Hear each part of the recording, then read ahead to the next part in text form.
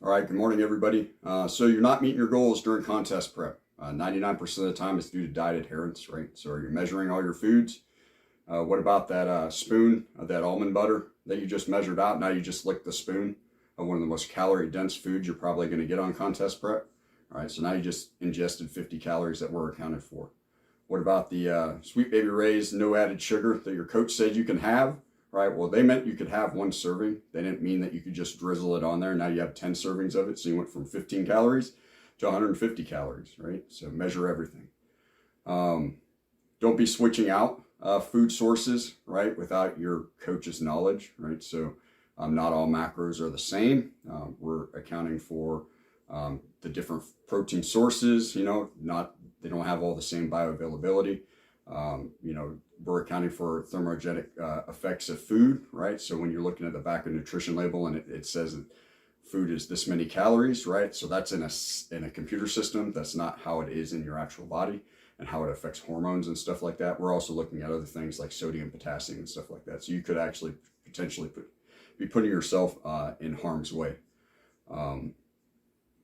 Also, so when you go to Starbucks or something like that and you order that sugar-free drink, whatever, are you gonna bet all your money, all your prep on Johnny or Susie actually grabbing the sugar-free ingredients and making your drink? I wouldn't. Freaking.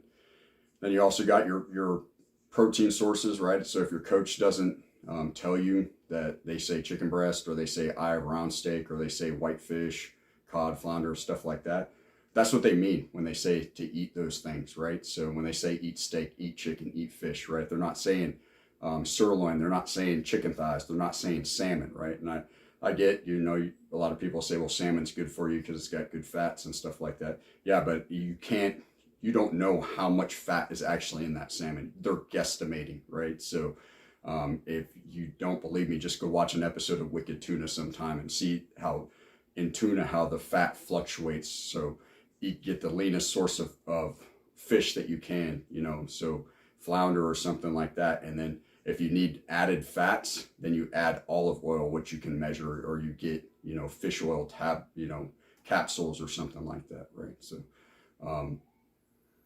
again, if you're not meeting your goals, it's probably due to diet adherence. So contact your coach and let them know what's going on. Maybe they need to make some adjustments, but more than likely you need to make some adjustments.